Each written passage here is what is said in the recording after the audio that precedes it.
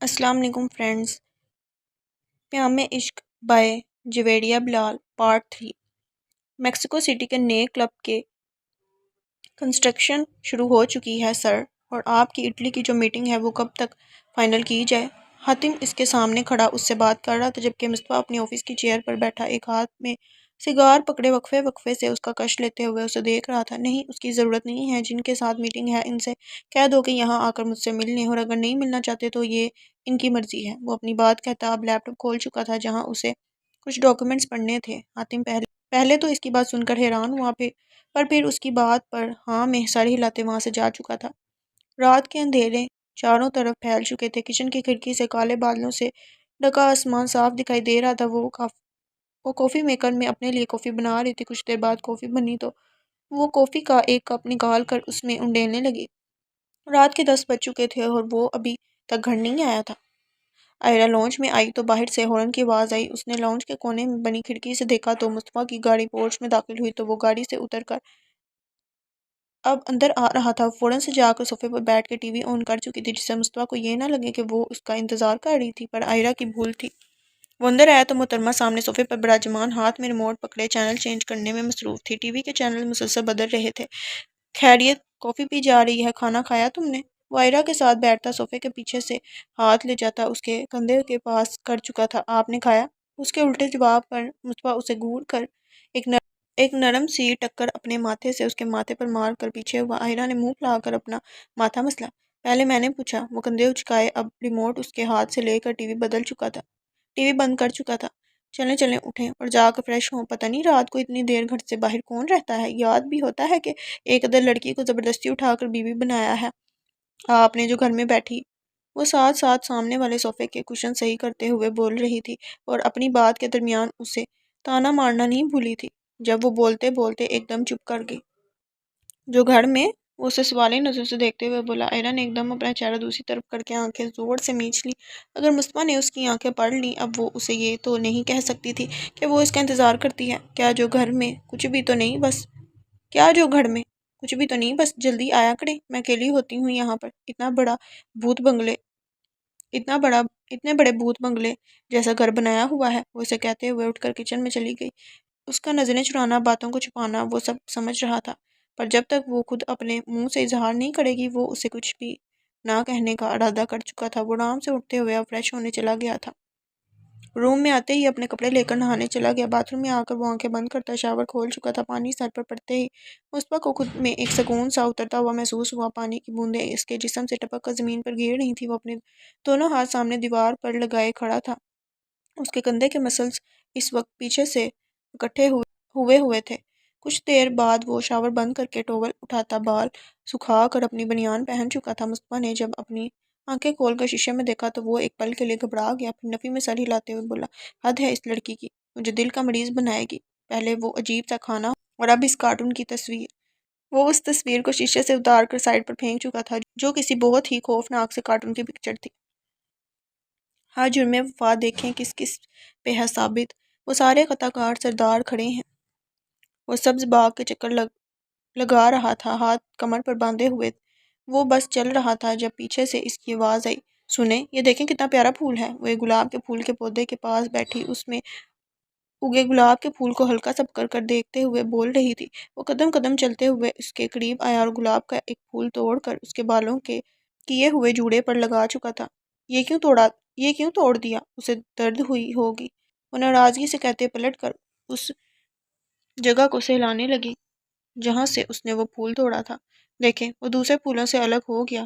اگر کوئی مجھے بھی آپ سے الگ کرتے تو۔ وہ اب کھپکی سے پلٹ کر اسے دیکھ رہی تھی، جس کی بات سنتے وہ تڑپ کر اس کے قریب آ کر اپنے گلے سے لگا چکا تھا۔ جان سے مار ڈالوں گا اسے، جو تمہیں مجھ سے الگ کرنے کے سوچے گا بھی۔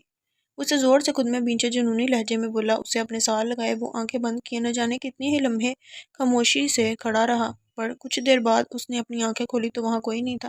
اس پر ایک دم جیسے کرنٹ کھا کر اٹھا۔ کمرے میں مکمل تاریکی تھی۔ کسی انجانے خوف سے اس نے دائیں سائڈ ٹیبل پر موجود لیمپ پر ہاتھ مار کے اس کی روشنی جلائی۔ اس کا دل گھبرا رہا تھا۔ فوراً اٹھ کر کمرے سے باہر گیا۔ آئرہ کے کمرے کے باہر 2 پل کھڑا رہ کر وہ دروازہ کھول چکا تھا۔ یکدم لائٹ آن ہونے سے آئرہ نے بے اختیار اپنا ایک بازو اپنی آنکھ پر رکھ لیا۔ وہ وہیں تھی، وہ سوئچ بورڈ پر دوبارہ ہاتھ مارتے لائٹ بند کر چکا تھا۔ وہ اس کی نیند خراب نہیں کرنا چاہتا تھا۔ آئرہ بھی تھوڑا سا کسمسا کر اب دوبارہ سو چکی تھی۔ وہ اس کے چہرے پر کچھ دیر نظریں جمائے اب دروازہ بند کر چکا تھا۔ کوئی نیچے مرکزی دروازے کے قریب چھپ کر اسے دیکھ رہا تھا۔ وہ دو آنکھیں اسی پر گڑی ہوئی تھی۔ دروازے سے دور ہوتے وہ سامنے ریلنگ پر کھڑا اپنی جیب میں سے سگار نکالتے جلا چکا تھا۔ آنکھیں ضبط سے لال تھیں۔ دائیں ہاتھ کی 2 انگلیوں سے کنپٹیوں کو مسلتے ہوئے وہ اب اپنے کمرے کی طرف جا چکا تھا۔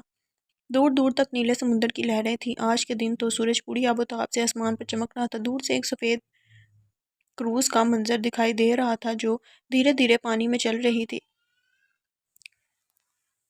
چل رہا تھا۔ وہ ہاتھ میں سگار جلائے ایک کش لیتے ہوئے سامنے بیٹھے آدمی پر نظریں گار چکا تھا۔ کالی سن گلاسز سے اس کی نظریں کس طرح تھیں کوئی نہیں جانتا تھا۔ کیوں لایا گیا ہے مجھے یہاں؟ وہ آدمی مصطفیٰ کو دیکھتے ہوئے بولا۔ ماتھے پر پسینے کی بوندیں چمک رہی تھیں۔ ہاتھ میں پکڑے رومال سے بار بار اس پسینے کو صاف کیا جا رہا تھا۔ وہ اب اٹھ کر کھڑا ہو کر سامنے جا کر کھڑا ہو چکا تھا جہاں سے چاروں طرف بس سمندر نظر آ رہا تھا۔ گہرا چمکتا نیلا پانی خوف اور خوبصورتی دونوں کو اپنے اندر سمیٹ رہا تھا۔ وہ وہی آدمی تھا جو اس دن ایلکس کے ساتھ اس کے گھر پر موجود تھا، جس کی باڈی گارڈز کا کندھا مصطفیٰ نے خود توڑا تھا۔ کچھ سالوں پہلے وہ مصطفیٰ کے ساتھ کام کرتا تھا، پر پھر کب اس نے ایلکس کی گینگ میں شمولیت اختیار کر لی کوئی نہیں جان سکتا، پر مصطفیٰ سب جانتا تھا۔ بہت سے راز بھی ایلکس کے حوالے کر چکا تھا۔ تب سے مصطفیٰ بس صحیح وقت کے انتظار میں تھا، اور اب وہ اسے سکھانے والا تھا کہ غداری کا انجام کیا ہوتا ہے۔ کروز میں 7 سے 8 اس کے باڈی گارڈ موجود تھے۔ وہ آدمی شاید جان چکا تھا کہ اس کا انجام کیا ہونے والا ہے، اس لیے بس اپنی نظریں مصطفیٰ پر گاڑے اسے ہی دیکھ رہا تھا۔ وہ پلٹا تو کچھ لوگ اس آدمی کے ہاتھ باندھ رہے تھے اور 2 آدمی اس کی آنکھوں پر پٹی باندھ رہے تھے، اور ایک ایک قدم چل کر اس کے بالکل سامنے آ کھڑا ہوا۔ تیری جان لینے کے لیے میرا یہاں ہونا ضروری نہیں تھا، پر تجھے تڑپتے ہوئے مرتا دیکھنے کا نظارہ مصطفیٰ اپنے ہاتھ سے کیسے جانے دیتا۔ وہ گردن ٹیڑھی کیے ہلکی سی مسکراہٹ کے ساتھ اس کی سفید شرٹ سے نہ نظر آنے والی دھول جھاڑتے ہوئے بولا، اور اگلے ہی لمحے پانی میں زور سے کچھ گرنے کی آواز آئی۔ وہ اپنے ہاتھ پاؤں مارنے کی ناکام کوشش کرتے ہوئے خود کو بچا رہا تھا۔ اس کے تڑپتے جسم کو ایک نظر دیکھتے ہوئے اب وہ پلٹ کر سمندر کی خوبصورتی دیکھ رہا تھا۔ سانس اب ٹھنڈی پڑ چکی تھی، جسم آہستہ آہستہ خود کو بچانے سے روک چکا تھا۔ کروز کو واپس موڑنے کا اشارہ مل چکا تھا۔ وہ سمندر کے بیچوں بیچ سے واپس آ رہے تھے۔ مصطفیٰ ویسے ہی کھڑا تھا جب جارڈن نے آ کر اس کے کان میں کچھ کہا، جسے سنتا وہ ایک پل کو چونکا، اپنی نفی میں سر ہلاتے اپنے جلتے ہوئے سگار کا کش لینے لگا۔ وہ کب سے جلتا اس کے ہاتھ میں موجود تھا۔ شام کی ٹھنڈی ہوا درختوں کے پتے سرسراتے ہوئے خوبصورتی بکھیر رہے تھے۔ آئرہ ملازمہ کو چیزیں رکھنے کی ہدایت دے رہی تھی۔ اس نے لیمن کلر کے کرتے کے ساتھ کیپری پہنی ہوئی تھی، سفید دوپٹہ گھما کر کندھے سے گزارتے ہوئے کمر پر باندھا ہوا تھا۔ بالوں کے جوڑے سے کچھ لٹیں نکل کر چہرے پر بکھری ہوئی تھیں۔ آپ اسے وہاں پر رکھ دیں، اسے میں پکڑ لیتی ہوں۔ وہ ایک باکس اٹھا کے ٹیبل پر رکھ رہی تھی جب اس نے ملازمہ کو کینوس سٹینڈ اندر لاتے دیکھا۔ وہ اس سے سٹینڈ پکڑتی ہوئی اب سائیڈ پر رکھ چکی تھی۔ آئرہ جب صبح اٹھی تھی تو مصطفیٰ بالکل اس کی سوچ کے عین مطابق جا چکا تھا۔ تھوڑی دیر بعد وہ ناشتہ کر کے لان میں آ گئی۔ صبح کی مناسب تپش موسم میں موجود ہلکی ہلکی ٹھنڈک کو کم کرنے کا باعث بن رہی تھی۔ کچھ دیر بعد ملازمہ نے اسے بتایا کہ آئرہ کا منگوایا ہوا سب سامان آ چکا ہے، اور اب وہ اوپر والے پورشن پر موجود ایک کمرے کو اپنی پینٹنگ روم کے لحاظ سے سیٹ کر رہی تھی۔ تقریباً سارا کمرہ سیٹ ہو چکا تھا۔ کمرے کے دائیں جانب ایک کھڑکی تھی جو سیدھی لان میں کھلتی تھی۔ کھڑکی کے بائیں جانب ایک ٹیبل رکھا گیا تھا جس پر آئرہ کے سب پینٹ برشز، مارکر، کلرز اور باقی پینٹ وغیرہ سیٹ کر دیے گئے تھے۔ کمرے کے دوسرے کونے میں کینوس سٹینڈ سیٹ کر دیا گیا تھا۔ وہ کمرے پر ایک نظر ڈالے اب الماری کے خانوں میں سب پینٹنگز رکھ رہی تھی جب وہ وہاں آیا۔ کمرے کو اتنا صاف ستھرا اور اچھے سے سجا دیکھ کے مصطفیٰ کے چہرے پر مسکراہٹ آئی۔ وہ آئرہ کے پیچھے جاتا، پنجوں کے بل زمین پر بیٹھتا اس کے کندھے کے پیچھے سے دیکھنے لگا کہ وہ کر کیا رہی ہے۔ کیا کر رہی ہو؟ کچھ سمجھ نہ آنے پر وہ پوچھ بیٹھا۔ ہائے ربا! وہ ایک دم سے گھبرا کر الماری سے لگ گئی۔ 2 پل تو اسے سمجھ نہیں آیا کہ اس کے ساتھ ہوا کیا ہے، پر پھر ذہن بیدار ہونے پر مصطفیٰ کے کندھے پر تھپڑ مارتی اٹھ کر کھڑی ہو گئی۔ یہ پنجابی کیسے آتی ہے تمہیں؟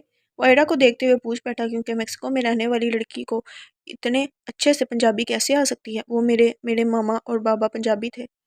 وہ ایک دم پرجوش ہو کر بولتی یکدم افسردہ ہو گئی۔ وہ چہرہ پلٹ کر 2 منٹ کھڑی رہی، پر پھر اپنی ٹون میں واپس آ گئی۔ آپ کو مجھے ڈرا کر مزہ آتا ہے نا؟ اس کی آواز بالکل اپنے پیچھے سے سن کر گھبرا گئی تھی۔ اور یہ چوڑوں کی طرح دبے پاؤں کیوں آتے ہیں آپ؟ وجہ کیا ہے اس کی؟ وہ اب کھڑکی کھول رہی تھی تاکہ کمرے میں ہوا کا گزر ہو۔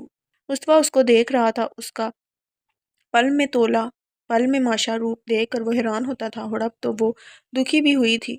اس سے پہلے وہ اسے ٹھیک کرتا وہ خود سے واپس صحیح ہو چکی تھی۔ اس کے ڈرنے پر وہ مسکراتے ہوئے جیبوں میں ہاتھ ڈالے اس کے سامنے آ کر کھڑا ہو گیا۔ میں دبے پاؤں نہیں آتا۔ آپ اتنے مصروف تھی بیگم کہ آپ کو میرے آنے کا پتہ ہی نہیں چلا۔ وہ اب سامنے پڑے ٹیبل پر پڑے پینٹ برشز کو ہاتھ لگا کر ان میں سے اٹھا کر دیکھ رہا تھا۔ اپنی پینٹنگز تو دکھاؤ، میں دیکھنا چاہوں گا۔ وہ پلٹ کر آئرہ کو دیکھتے ہوئے بولا۔ آج وہ کافی اچھے موڈ میں لگ رہا تھا۔ ابھی نہیں، ابھی بنی نہیں ہے، جب تیار ہو جائیں گی تب دکھاؤں گی۔ وہ الماری کا دروازہ بند کر کے اسے لوک لگا رہی تھی۔ تو جو بنی ہوئی ہے وہ دکھا دو، وہ بضد تھا۔ نہیں ابھی نہیں، اور جو بنی ہوئی ہے وہ اتنی خاص نہیں ہے، جو میں بناؤں گی وہ دیکھیں گا آپ۔ وہ بڑے مزے سے اب کمرے سے باہر جاتے ہوئے بولی۔ مصطفیٰ اس کی بات پر سمجھنے والے انداز میں سر ہلاتے اس کے پیچھے ہی باہر آ چکا تھا۔ کمرے کا دروازہ وہ اپنے پیچھے بند کر چکا تھا۔ کچھ کھایا ہے تم نے؟ وہ دونوں ساتھ ساتھ چلتے ہوئے اب نیچے آ رہے تھے۔ نہیں ابھی نہیں، مجھے بھوک نہیں تھی۔ وہ اب اسے یہ تو نہیں کہہ سکتی تھی کہ وہ اس کا انتظار کر رہی تھی۔ وہ اب چپ تھا۔ کچھ دیر کے وقفے کے بعد وہ بولی۔ روز صبح اٹھ کر چلے جاتے ہیں، کہیں اخبار ڈالنے والے تو نہیں ہیں آپ؟ وہ صبح صبح گھر سے چلے جاتے ہیں، کسی دن چھٹی نہیں ہوتی کیا آپ کو؟ کل نہیں جانا کہیں؟ وہ اس کی باتیں سنتا بس مسکرا رہا تھا۔ مصطفیٰ اس کے ساتھ خود کو بہت پرسکون محسوس کرتا تھا۔ کل کوئی ملنے آ رہے ہیں مجھ سے اور تم سے بھی، تو گھر پر ہوں گا میں۔ اس کی بات سنتے وہ چونک کر مصطفیٰ کو دیکھنے لگی، پر پھر بغیر کچھ پوچھے ہاں میں سر ہلا دیا۔ حشام صاحب آئرہ سے ملنا چاہتے تھے۔ وہ دیکھنا چاہتے تھے کہ مصطفیٰ کو جس لڑکی نے اپنا دیوانہ بنایا وہ اصل میں کیسی تھی، اور وہ کل یہیں پر آ رہے تھے۔ ظاہر تھا آئرہ کو مصطفیٰ وہاں کبھی نہ لے کر آتا، جس وجہ سے وہ خود ان سے ملنے آ رہے تھے۔ وہ اب کمرے میں آ چکے تھے۔ مصطفیٰ اپنا کوٹ اتار کر بیڈ پر پھینکتے ہوئے اپنی ٹائی کی نوٹ ڈھیلی کرتے ہوئے جا کر ڈریسنگ کے سامنے کھڑا ہو گیا۔ آئرہ اس کا پھیلاوا دیکھ کر نفی میں سر ہلاتی کمرے سے جا چکی تھی۔ وہ یہ پھیلاوا بعد میں آ کر سمیٹنے کا ارادہ کرتے کمرے سے باہر آ گئی۔ مصطفیٰ اسے جاتا دیکھنے لگا، پھر اپنی شرٹ کے کف فولڈ کرتا اب ڈریسنگ روم میں جا چکا تھا۔ کمرے میں ٹی وی چل رہا تھا۔ وہ کب سے بیٹھی چینلز بدل رہی تھی، پر کچھ ڈھنگ کا لگ ہی نہیں رہا تھا۔ آخر کار وہ اکتا کر ٹی وی بند کرتی بیڈ سے اتر کے دروازے کے پاس گئی۔ دروازے کے سامنے اس کی جوتی پڑی تھی۔ وہ پہنتے اب کمرے سے باہر جا چکی تھی۔ نیٹ فلکس کا کچھ کرنا پڑے گا، کب تک یہ فضول سی نیوز چینل دیکھتی رہوں گی میں؟ وہ سیڑھیاں اترتے ہوئے بول رہی تھی۔ نیچے آ کر وہ کچن میں جا کر اپنے لیے کافی بنانے لگی۔ اسے کافی پسند تھی۔ سب ملازم اپنے اپنے کوارٹرز میں جا چکے تھے۔ ظاہر تھا رات کا 1 بج رہا تھا۔ کچن سے باہر جھانک کر وہ اوپر والے پورشن کی طرف نظریں کیے دیکھنے لگی جہاں مصطفیٰ کے اسٹڈی روم کی لائٹ آن تھی۔ وہ آنکھیں چھوٹی کیے 2 سیکنڈ گھورنے کے بعد کافی کپس میں ڈال کر ٹرے اٹھا کر اب اوپر جانے لگی۔ کیا میں اندر آ سکتی ہوں؟ وہ اپنی بک شیلف کے پاس کھڑا کوئی کتاب دیکھ رہا تھا جب آئرہ وہاں آئی۔ مصطفیٰ نے چونک کر پیچھے مڑ کر آئرہ کو دیکھا جو دروازے کے پاس کھڑی اندر آنے کی اجازت لے رہی تھی۔ تمہارا دل کر رہا ہے تو آ جاؤ۔ وہ اب کتاب واپس شیلف میں رکھ چکا تھا۔ کافی پئیں گے آپ؟ وہ مصطفیٰ کی کرسی پر بیٹھ کر اب گول گول 2 چکر لگا چکی تھی۔ باہر پڑی ٹرے اندر لے آؤ گی تو پی لوں گا۔ وہ آئرہ کو ایک نظر دیکھے اب سامنے صوفے پر بیٹھ چکا تھا، کیونکہ اس کی کرسی پر تو اس کی بیگم بیٹھی ہوئی تھی۔ اس کی بات پر آئرہ حیران تو ہوئی تھی، پر اس نے ظاہر نہیں کیا۔ وہ کیسے جانتا تھا کہ کافی کی ٹرے باہر پڑی ہے؟ وہ باہر پڑے ٹیبل سے ٹرے اٹھا کر اب اندر لا کر ٹیبل پر رکھ چکی تھی۔ اپنا کپ اٹھا کے اب وہ بک شیلف کے پاس آ گئی تھی۔ مصطفیٰ اس کی ایک چیز نوٹ کر رہا تھا۔ مجھے کسی کام سے پرسوں اٹلی جانا ہے اور تم بھی ساتھ چلو گی۔ مجھ سے کب پوچھا آپ نے کہ میں آپ کے ساتھ وہاں جانا چاہوں گی کہ نہیں؟ وہ مصطفیٰ کو گھور کر دیکھتے ہوئے بولی۔ میں نے کہہ دیا ہے تو تم چلو گی؟ اب سپاٹ لہجے میں بولا۔ میں نہیں جاؤں گی۔ وہ ابھی بھی اپنی ضد پر قائم تھی۔ مصطفیٰ اس کا ضدی پن دیکھ کر کچھ دیر تو آئرہ کو دیکھتا رہا، پھر کافی کے کپ سے ایک سپ لیتے ہوئے بولا۔ ٹھیک ہے تمہاری مرضی، پر ڈرنا مت۔ کیا ہے نا کہ یہ بنگلہ بہت پرانا تھا جب میں نے اسے خریدا تھا، تو اکثر یہاں آوازیں آتی رہتی ہیں، تمہیں نہیں آئی کیا؟ وہ آئرہ سے پوچھ رہا تھا۔ کیا مطلب ہے آپ کا؟ وہ جو بک شیلف کے ساتھ مزے سے ٹیک لگا کر کھڑی تھی ایک دم سیدھی ہو گئی۔ خیر میری پیکنگ کروا دینا، شاید 1 ہفتہ لگ جائے گا مجھے وہاں پر۔ وہ اب کپ رکھ کر کھڑا ہو چکا تھا۔ میں بھی ساتھ چلوں گی، وہ ایک دم سے بولی۔ میرا مطلب ہے کہ ہاں، آخر مجھے بھی تو کوئی اس شادی کا فائدہ ہونا چاہیے، جب سے آئی ہوں اس گھر میں بند ہوں، اور ایک لڑکی کو اٹھا کر نکاح کرنے کے بعد اس کا اتنا حق تو بنتا ہے کہ اسے کسی اچھی جگہ پر لے کے جایا جائے۔ وہ باتوں ہی باتوں میں اسے تانا بھی مار چکی تھی، جسے مصطفیٰ نے سن کر بھی انسنا کر دیا، پر وہ اس کی بات سمجھ چکا تھا۔ وہ سگار جلاتے ہوئے اب آئرہ کی طرف نظریں کر چکا تھا۔ اس کے حامی بڑھنے پر مصطفیٰ چہرہ نیچے کیے اپنی ہنسی دبانے لگا۔ وہ سچ میں مصطفیٰ کی باتیں سن کر ڈر گئی تھی، اوپر سے وہ اس گھر میں اکیلی ایک ہفتے تک کیسے رہتی؟ اتنا تو اس کا دماغ بالکل خراب نہیں تھا، اور اسی بہانے اس کے آس پاس کا تھوڑا سا ماحول بھی چینج ہو جاتا۔ میں تو سونے جا رہی ہوں، یہ کپ اٹھا کر کچن میں رکھ کر آئیے گا، سمجھ آئی؟ وہ اسٹڈی روم کا دروازہ کھول کر اسے بول کر چلی بھی گئی۔ وہ تو بس اسے دیکھتا ہی رہ گیا۔ وہ کیسے اتنے آرام سے مصطفیٰ کو حکم دے کر گئی تھی؟ وہ انسان جس سے پورا انڈر ورلڈ ڈرتا تھا، اور یہاں اسے آرڈر دیے جا رہے تھے۔ وہ یہی سوچ رہا تھا کہ آئرہ کو مصطفیٰ کی اصل پہچان کا نہیں پتا تھا۔ جس دن اسے پتہ چلے گا وہ کیا کرے گی، اور یہ سوچ اب اسے تنگ کر رہی تھی۔ منفی میں سر ہلاتے سامنے ٹیبل پر پڑی پین ڈرائیو اٹھا چکا تھا۔ کچھ لمحے اسے دیکھنے کے بعد وہ سامنے نظر آتے لاکر میں اسے رکھ کر پاسورڈ لگا کر پلٹا۔ اس کا چہرہ اب بالکل سپاٹ تھا، شاید اب کچھ بہت بڑا ہونے والا تھا۔ ڈائننگ روم میں خاموشی کا سماں تھا۔ ٹرالی گھسیٹنے کی آواز پر آئرہ نے دروازے کی طرف مڑ کر دیکھا تو ملازمہ چائے لے کر آئی تھی۔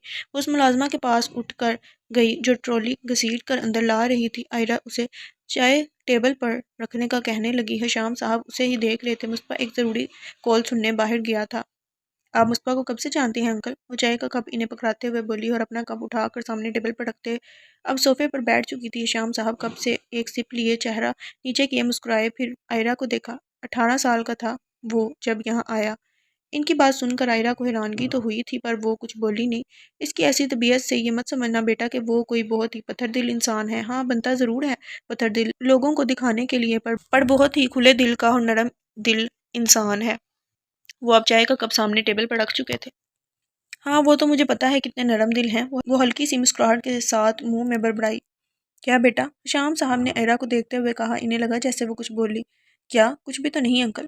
آپ یہ چاکلیٹ ٹرفل لیں نا۔ وہ ٹیبل پر پڑے ٹرفلز کی طرف اشارہ کرتی بولی۔ ارے نہیں، ایک کھا لیا بس بہت ہے۔ مصطفیٰ نے تو یہ بھی نہیں کھانے دینا تھا۔ شوگر کنٹرول نہیں رہتی نا پھر۔ کیا باتیں ہو رہی ہیں؟ اور ڈرائننگ روم میں داخل ہوتے ہوئے بولا۔ اس کے اندر آنے پر شام صاحب اور آئرہ دونوں نے مصطفیٰ کی طرف دیکھا۔ تمہارا ہی ذکر ہو رہا تھا، شام صاحب نے اسے دیکھتے ہوئے جواب دیا۔ سچ میں؟ وہ آئرہ کے ساتھ والی جگہ پر بیٹھتے ہوئے آئرہ کے کان میں سرگوشی نما آواز میں بولا، جو صرف اسے ہی سنائی دیا تھا۔ اس کے ایسے بولنے پر آئرہ نے اسے آنکھیں دکھائیں۔ خیر اب چلنا چاہیے۔ وہ صوفے سے اٹھتے ہوئے بولے۔ مصطفیٰ اور آئرہ بھی کھڑے ہو گئے۔ ابھی تو کچھ ہی دیر ہوئی تھی آپ کو، تھوڑی دیر۔ ابھی وہ بول رہی تھی کہ شام صاحب آئرہ کے سر پر ہاتھ رکھ کر پیار دیتے ہوئے بول پڑے۔ نہیں نہیں بیٹا، دوبارہ ضرور آؤں گا۔ وہ اب جانے کے لیے دروازے کے پاس آ چکے تھے۔ مصطفیٰ انہیں چھوڑنے باہر تک چلا گیا۔ ان کے جانے کے بعد آئرہ 2 پل کھڑی سوچتی رہی، آخری بار اس کے ماں باپ کے علاوہ کس نے اس کے سر پر ہاتھ رکھ کر پیار دیا تھا؟ وہ کچھ دیر اپنی سوچوں میں گم رہنے کے بعد وہ ملازمہ کو بلا کر ڈائننگ روم صحیح کرنے کا کہہ کر اپنے روم میں جا چکی تھی۔ بہت اچھی بچی ہے، خوش رہو دونوں۔ خیر اٹلی کے لیے کب نکل رہے ہو؟ وہ اب گاڑی کے پاس جا رہے تھے۔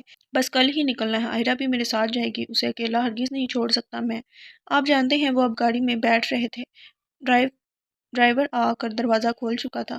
اس کی حفاظت اب تمہارے ذمے ہے، تم سب جانتے ہو۔ وہ یہ بولتے ہوئے اب گاڑی میں بیٹھ چکے تھے۔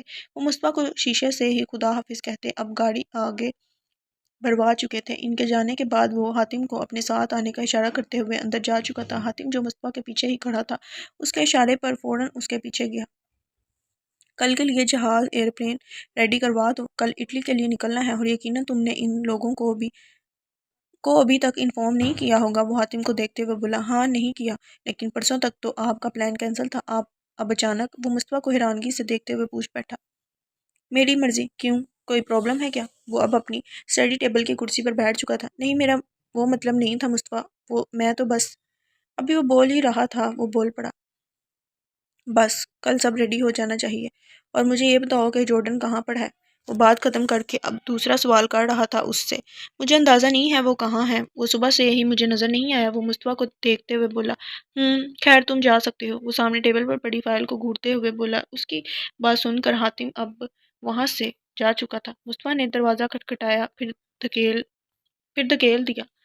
آئرا ڈریسنگ کے سامنے کھڑی اپنے بال سکھا رہی تھی۔ وہ ابھی ابھی نہا کر نکلی تھی۔ دروازہ کھلنے پر اس نے چونک کر دروازے کی طرف دیکھا۔ مصطفیٰ اب اندر آ چکا تھا۔ اسے اپنے قریب آتے دیکھ وہ بیڈ پر پڑا اسکارف اٹھا کر اپنے اوپر پھیلا کر لے چکی تھی۔ آپ ایسے ہی ہر کسی کے روم میں چلے آتے ہیں؟ وہ اب پلٹ کر مصطفیٰ کو دیکھتے ہوئے بولی۔ ہر کسی کے نہیں، صرف اپنی بیوی کے۔ وہ اس کے گلے بالوں کی ایک لٹ جو آئرا کے چہرے پر آ رہی تھی اسے کان کے پیچھے ڈھیستے ہوئے بولا۔ جس سے آپ سرک۔ وہ بولتی اس سے پہلے ہی مصطفیٰ اسے چپ کروا چکا تھا۔ وہ جانتا تھا وہ کیا بولنے والی ہے۔ شش۔ وہ دونوں ہاتھوں سے اس کے چہرے کو پکڑے، بہت نرمی سے جھک کر آئرا کے چہرے کو اپنے ہونٹوں سے چھوا۔ آئرا کی آنکھیں حیرانگی سے کھلی کی کھلی رہ گئیں۔ وہ کافی دیر ایسے ہی کھڑا رہا۔ آئرا بھی چپ چاپ کھڑی تھی، پر پھر اس سے پہلے وہ کچھ بولتی مصطفیٰ پیچھے ہو گیا اور اب وہ اس کے چہرے پر موجود لالی کو بہت مزے سے دیکھ رہا تھا۔ آئرا کو سمجھ نہیں آ رہی تھی کہ وہ کیا کرے۔ اسے حد سے زیادہ شرم محسوس ہو رہی تھی۔ اس کی حرکت دیکھتے مصطفیٰ اپنی ہنسی دباتا چہرہ نیچے کر گیا، پر پھر آئرا کو عجیب نہ لگے اس نے خود ہی بات شروع کی۔ کل رات کو نکلنا ہے ہم نے، کتنی پیکنگ ہو گئی ہے؟ کافی ہے، باقی جو لینا ہو وہاں سے لے لینا۔ وہ کمرے کے کارنر پر پڑے 2-3 بیگز کو دیکھتے ہوئے بولا جو آئرا نے صبح ہی ملازمہ کے ساتھ مل کر پیک کیے تھے۔ صبح ملتے ہیں بٹرفلائی۔ آئرا کے قریب آتے اس کی پیشانی چومتے ہوئے بولا۔ اسے ایک نظر ساکت کھڑا دیکھ کر وہ ہنستے ہوئے نفی میں سر ہلاتے کمرے سے باہر چلا گیا اور وہ وہیں 2 پل کھڑی رہی کہ یہ ہوا کیا تھا اس کے ساتھ۔ اس کا ہاتھ خود بخود ایک گال پر گیا، دوسرا ہاتھ پیشانی پر۔ وہ دروازے کو دیکھتے ہوئے ابھی بھی شرم سے سرخ ہو رہی تھی۔ کچھ دیر بعد وہ ہوش میں آتی فوراً سے کمفرٹر کھول کر بستر میں گھس گئی۔ اس کا کیا پتہ تھا وہ دوبارہ آ جاتا۔ آئرا تو اسے روک بھی نہیں پاتی تھی۔ وہ آنکھیں بند کیے اب سونے کی کوشش کر رہی تھی۔ اب نہ وہ میں ہوں نہ تم ہے، نہ وہ ماضی ہے، جیسے وہ سائے تمنا کے سرابوں میں ملے۔ موسم کی ٹھنڈی ہواؤں نے آفس میں خنک سا ماحول پیدا کر دیا تھا۔ حاتم نے بات کا آغاز کرنے سے پہلے ٹیبل پر پڑی فائل اور پیپر ویٹ کو سائیڈ پر کر کے ایک طرف رکھ دیا، پھر کرسی پر بیٹھ کر مصطفیٰ کو دیکھا جو گردن ذرا جھکائے لیپ ٹاپ پر نظریں جمائے بلیک پینٹ شرٹ میں بال جل سے سیٹ کیے بیٹھا تھا۔ ہاں بولو حاتم۔ وہ اب نظریں لیپ ٹاپ سے ہٹاتے ہوئے اس کی طرف دیکھ کر بولا۔ اس کے ساتھ آپ کی پرسوں صبح کی میٹنگ فائنل ہو گئی ہے۔ حاتم اسے دیکھتے ہوئے بولا۔ اٹلی میں وہ جس کے ساتھ میٹنگ کرنے جا رہا تھا وہ ان کے بارے میں اسے بتا رہا تھا۔ گڈ، خیر مجھے اب نکلنا ہے، 8 بجے تک پہنچ جائیں گے ہم، یقیناً سب تیاریاں مکمل ہوگی۔ وہ لیپ ٹاپ پر کچھ ٹائپ کرتے ہوئے بول رہا تھا۔ جی سر، سب تیاریاں مکمل ہیں۔ وہ اب کرسی سے کھڑا ہو چکا تھا۔ اوکے، گاڑی نکلواؤ، میں آ رہا ہوں۔ مصطفیٰ کی بات سنتے وہ اب کمرے سے باہر جا چکا تھا۔ آفس کا دروازہ بند ہونے کے آواز پر اس کی لیپ ٹاپ پر چلتی انگلیاں رکی۔ 2 پل کے لیے اس بند دروازے کو اسپاٹ نظروں سے دیکھا۔ اب وہ لیپ ٹاپ بند کر کے کھڑا ہو چکا تھا۔ کرسی کے پیچھے سے اپنا لٹکا ہوا کوٹ اتار کر اپنے دائیں ہاتھ کے بازو پر ڈالتے وہ آفس سے باہر آ گیا اور اب پیچھے صرف خاموشی تھی۔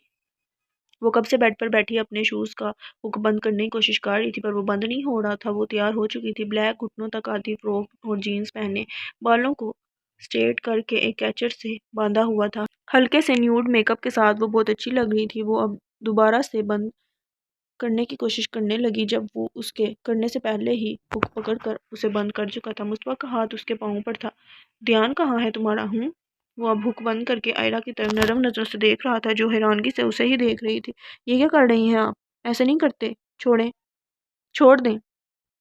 وہ فوراً اپنا پاؤں پیچھے کر چکی تھی۔ اب یہ مت کہنا کہ شوہر بیوی کے پاؤں پکڑتے ہوئے اچھے نہیں لگتے۔ وہ سائیڈ پر پڑا کپڑا اٹھا کر اب آئرا کے جوتوں پر لگی دھول صاف کر رہا تھا۔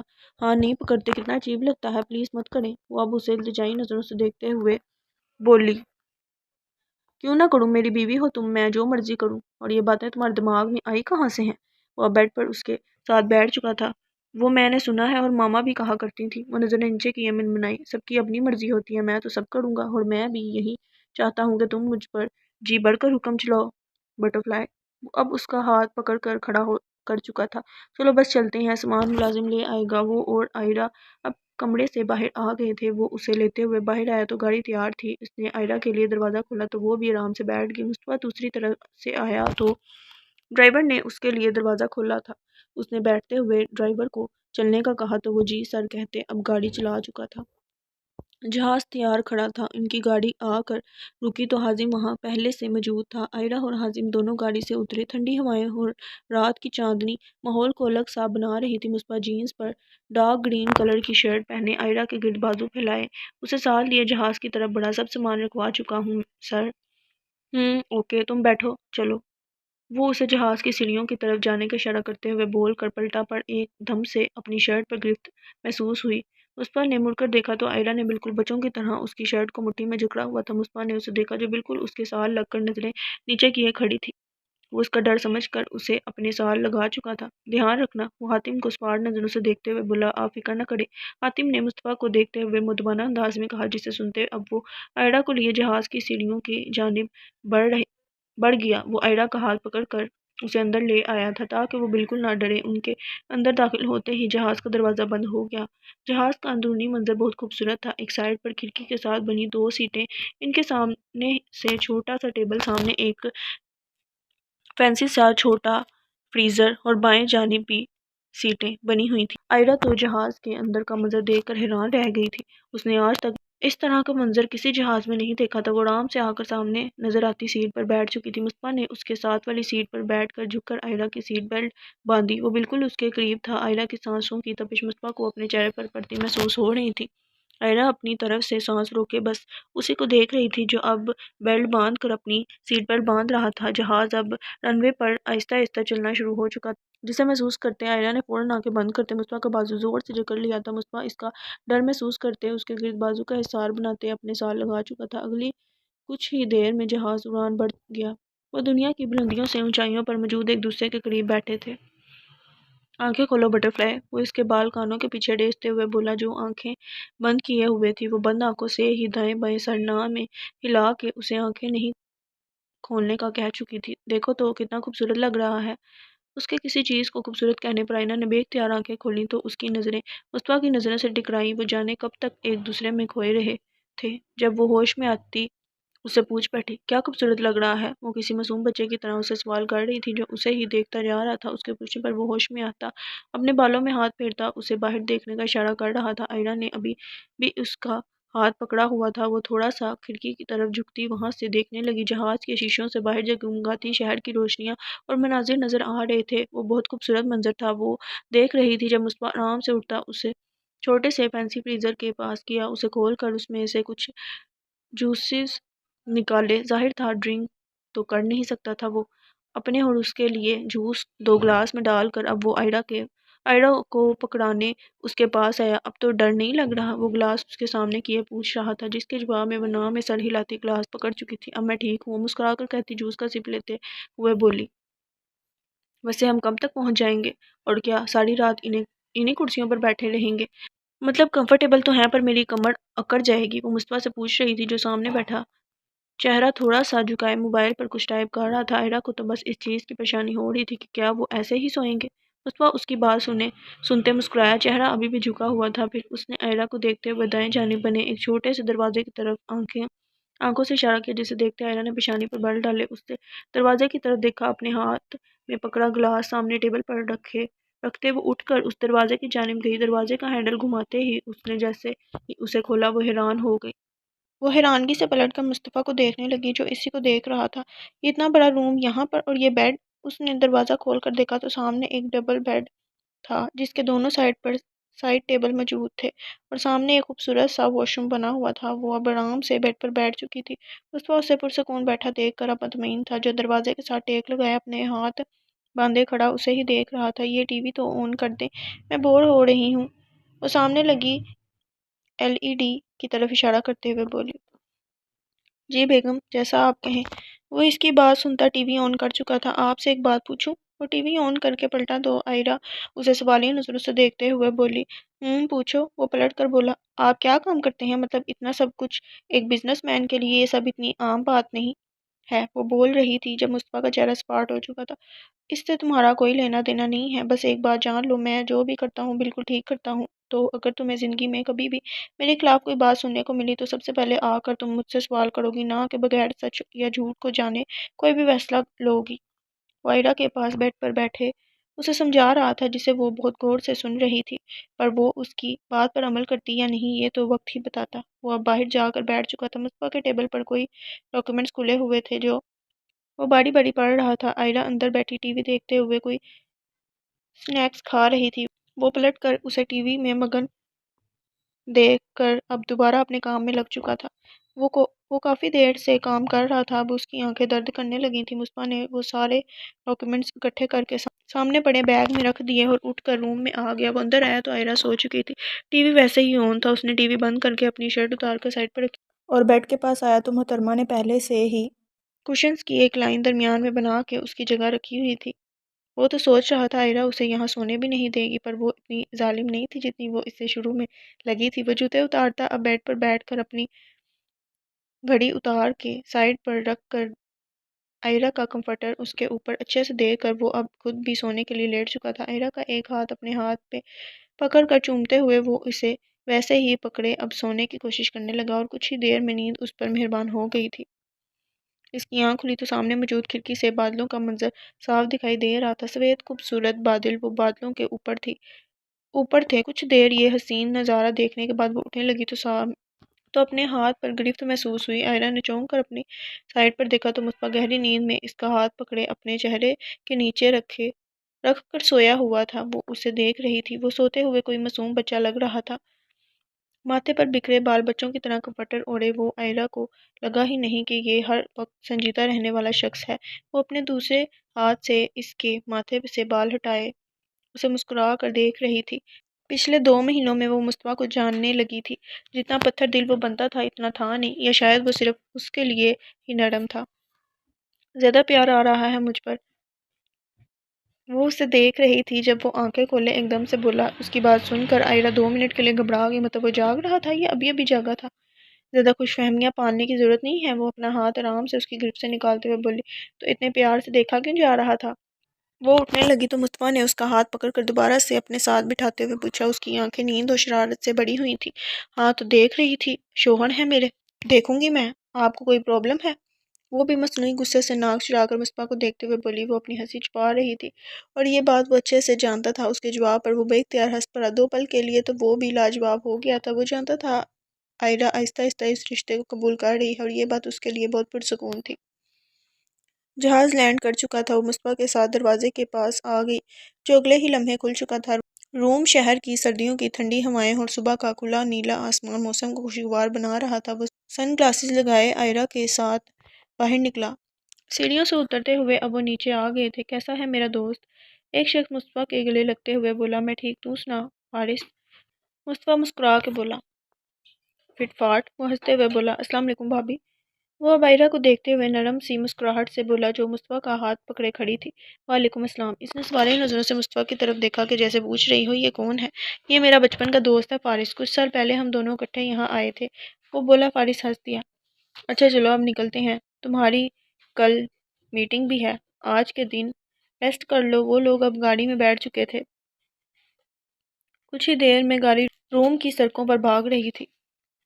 ایونٹینو ہل، اٹلی۔ ایونٹینو ہل روم شہر کے 7 پہاڑی علاقوں میں سے ایک علاقہ ہے جس پر پرانے روم شہر کی تعمیر کی گئی تھی۔ روم شہر کی خوبصورتی واقعی لاجواب تھی۔ مصطفیٰ اور فارس اپنی باتوں میں لگے ہوئے تھے اور وہ پیچھے بیٹھی گاڑی سے باہر چلتے مناظر دیکھ رہی تھی۔ تھوڑی دیر بعد گاڑی رکی تو آئرہ نے چونک کر سامنے دیکھا۔ گھر آ گیا ہے بھابی، باقی روم شہر ان کچھ دنوں میں مصطفیٰ آپ کو دکھا دے گا، وہ گاڑی سے اترتے ہوئے ہنس کے بولا۔ جسے سنتے آئرہ نے گھور کر مصطفیٰ کو دیکھا جس نے کندھے اچکا دیے۔ وہ سب بنگلے کے اندر آ چکے تھے۔ عالی شان بنگلہ جس کے اندر جاتے ہی سامنے ایک سفید رنگ کی پوری دیواریں تھیں اور بیچ میں ایک بہت بڑا دروازہ۔ گھر کے چاروں طرف لون پھیلا ہوا تھا۔ بہت سی گاڑیاں ارد گرد کھڑی تھیں اور بہت سے باڈی گارڈز بھی وہاں موجود تھے۔ وہ گھر میں داخل ہوئے تو 2 ملازم پہلے سے جوس کی ٹرے لیے کھڑے تھے۔ مصطفیٰ نے گلاس اٹھا لیا پر آئرہ نے نہیں لیا، اسے ٹھنڈ لگ رہی تھی۔ روم کا درجہ حرارت دسمبر کے شروع کے دنوں میں 12-13 ڈگری سیلسیس اور رات میں 6 سے 4 ڈگری تک ہو جاتا تھا، اور اس وقت بھی موسم کافی ٹھنڈا تھا۔ فاڑیا، اڑے کہاں ہو یار؟ فارس آوازیں دیتا ہوا کچن کی طرف گیا جہاں سے ایک لڑکی سفید شرٹ اور کالی پینٹ پہنے، بالوں کی پونی بنائے، گلے میں سکارف ڈالے مسکراتی ہوئی باہر آئی۔ آ گئی وہ ہاتھوں سے بیکنگ گلوز اتارے ٹیبل پر رکھے ہوئے جلدی جلدی چل کر آ رہی تھی۔ اچھا ہے ٹائم پر آ گئے، کیک بھی بیک ہونے والا ہے۔ کیسے ہیں مصطفیٰ بھائی؟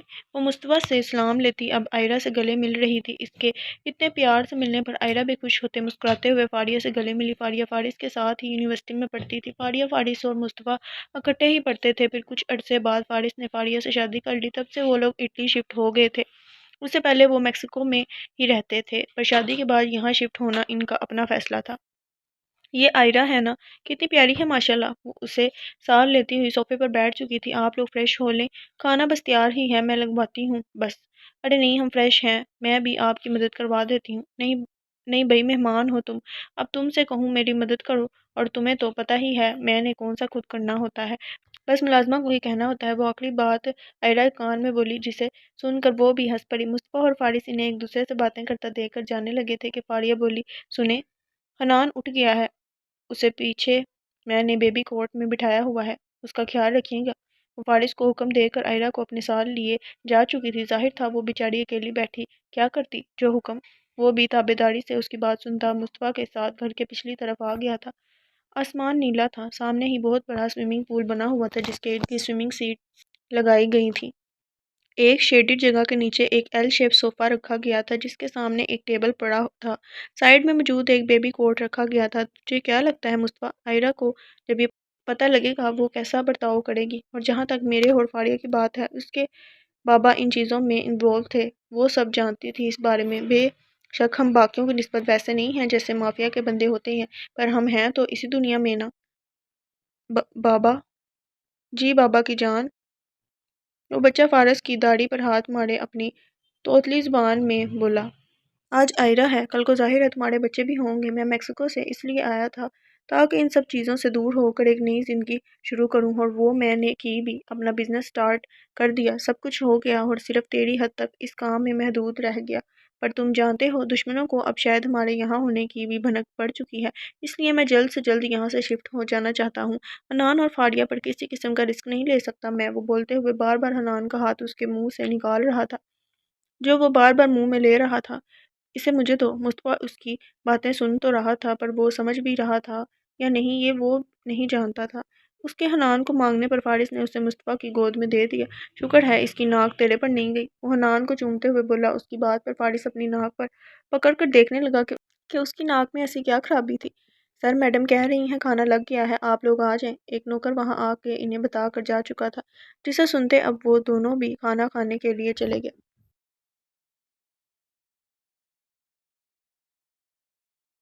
کمرے میں خاموشی تھی، وہ بیڈ پر بیٹھی بیگ میں سے کپڑے نکال رہی تھی جو اس کے سامنے کھلا پڑا تھا۔ تم بیڈ پر سو جاؤ، میں صوفے پر سو جاؤں گا، وہ عائرہ کو کہتے ہوئے اب بیڈ سے تکیہ اٹھا چکا تھا۔ اس سے پہلے وہ صوفے پر جاتا اسے عائرہ کی آواز آئی، آپ بیڈ پر سو سکتی ہیں، وہ بولی تو مصطفیٰ نے حیرت سے مڑ کر اسے دیکھا جو نظریں جھکائے بیڈ شیٹ پر بنے ڈیزائن پر انگلیاں پھیر رہی تھی۔ وہ مصطفیٰ کا خیال کر کے کہہ رہی تھی، وہ اتنا لمبا چوڑا کیسے اتنے تنگ سے صوفے پر سو سکتا تھا، اور وہ اپنے گھر میں نہیں تھے کہ الگ الگ کمروں میں سو جاتے۔ پر کہیں نہ کہیں عائرہ کا یہ بھی خیال تھا کہ اب جب ساری زندگی اسے اور مصطفیٰ کو ساتھ ہی رہنا ہے تو ابھی سے کیوں نہ شروعات کی جائے، تمہیں پرابلم نہیں ہوگی؟ وہ بیڈ کے پاس آتے اپنا تکیہ واپس رکھ چکا تھا۔ مجھے کیوں پرابلم ہوگی، آپ نے تو پتہ نہیں مجھے کتنی سنگ دل سمجھ لیا ہے کہ مجھ سے زیادہ ظالم کوئی ہو ہی نہیں سکتا، وہ بول رہی تھی جب اس کا فون بجا۔ مصطفیٰ نے کل ہی عائرہ کو اس کا فون دیا تھا، جب سے وہ یہاں آئی تھی اس کے پاس فون نہیں تھا۔ اس نے فون اٹھایا تو مصطفیٰ جو بیڈ پر پھیل کر لیٹا ہوا تھا فوراً عائرہ کے قریب آیا کہ دیکھے کون ہے۔ میری دوست ہے مصطفیٰ، وہ اس کے اس طرح سے قریب آنے پر اسے گھورتی اسپیکر پر ہاتھ رکھ کر سرگوشی نما آواز میں بولی، جسے سنتا وہ سمجھنے کے انداز میں سر ہلاتے اب آرام سے واپس لیٹ چکا تھا۔ وہ سامنے صوفے پر جا کر بیٹھ کر اس سے بات کرنے لگی، تو یہ سب ہوا تھا، میرے پاس کوئی راستہ نہیں تھا جس کے ذریعے میں تم سے رابطہ کر سکتی۔ عائرہ نے اسے سب کچھ بتایا تھا، جسے سنتی پہلے ماریہ کافی پریشان ہوئی، بس عائرہ نے اسے ریلیکس کر دیا تھا کہ وہ جہاں بھی ہے ٹھیک ہے، تم کینیڈا چلی گئی ہو مطلب وہیں سیٹل ہو جاؤ گی اب۔ ماریہ اسے اپنے کینیڈا شفٹ ہونے کا بتا رہی تھی کہ کاش وہ جانے سے پہلے عائرہ سے مل پاتی۔ کچھ دیر بعد بات کر کے اب وہ فون بند کر چکی تھی۔ وہ صوفے سے اٹھ کر بیڈ کے پاس آئی تو مصطفیٰ سو چکا تھا، وہ اسی طرح بغیر کپڑے بدلے سویا ہوا تھا۔ عائرہ نے نفی میں سر ہلاتے اس کے پاؤں جو بیڈ سے نیچے لٹک رہے تھے انہیں اٹھا کر اوپر کیا، اس پر اچھے سے کمفرٹر ڈالنے کے بعد وہ بھی فریش ہونے چلے گی۔ تھوڑی دیر بعد وہ باہر آئی تو بیڈ پر اپنا تکیہ سیدھا کر کے لیٹ گئی۔ اسے ابھی لیٹے ہوئے کچھ ہی دیر ہوئی تھی کہ وہ اس کے ہاتھ کو پکڑ کر اپنے ہاتھ میں لیتا اپنے چہرے کے نیچے لیے سو چکا تھا، اور بس خاموشی سے اسے دیکھ رہی تھی جو نیند میں تھا۔ آئرہ کچھ دیر اسے دیکھتی رہی، پھر اسے دیکھتے دیکھتے کب اس کی آنکھ لگ گئی اسے پتہ ہی نہ لگا۔ مطلب وہ کچھ بھی نہیں جانتی، وہ حیرانگی سے فارس کو دیکھتے ہوئے بولی۔ تو اور کیا کہا میں نے جانا؟ وہ حنان کو بیبی کوٹ میں لٹاتے ہوئے فاریہ سے بولا جو بیڈ پر بیٹھی اپنے ہاتھوں پر لوشن لگا رہی تھی۔ اس کے ہاتھ تب رکے جب فارس نے اسے بتایا کہ آئرہ مصطفیٰ کے بارے میں بس اتنا جانتی ہے کہ وہ ایک بزنس مین ہے، اس کے علاوہ کچھ نہیں۔ مجھے تو ٹینشن ہو رہی ہے فارس، وہ دونوں آپس میں بہت اچھے لگتے ہیں، یہ بات کہیں ان دونوں میں دوریاں نہ لے آئیں۔ وہ پریشانی سے اسے دیکھتے ہوئے بولی جو اب اس کے پاس آ کر بیٹھ چکا تھا۔ وہ مصطفیٰ دیکھ لے گا، ہم جانتے ہی ہیں اسے، اس کے دماغ میں سب کچھ پہلے سے چل رہا ہوتا ہے، جو چیز اس کے دماغ میں چل رہی ہوتی ہے وہ انسان سوچ بھی نہیں سکتا، تو وہ سنبھال لے گا۔ وہ فاریہ کے گرد بازو پھیلائے اسے کہ اس کے بالوں میں ہاتھ پھیرتا اسے پرسکون کرنے لگا۔ مجھے آپ بہت اچھے لگتے ہیں۔ وہ بھی اب سکون میں تھی۔ مجھے بھی میری جانا بہت پیاری لگتی ہے۔ وہ دونوں اب سونے کے لیے لیٹ چکے تھے۔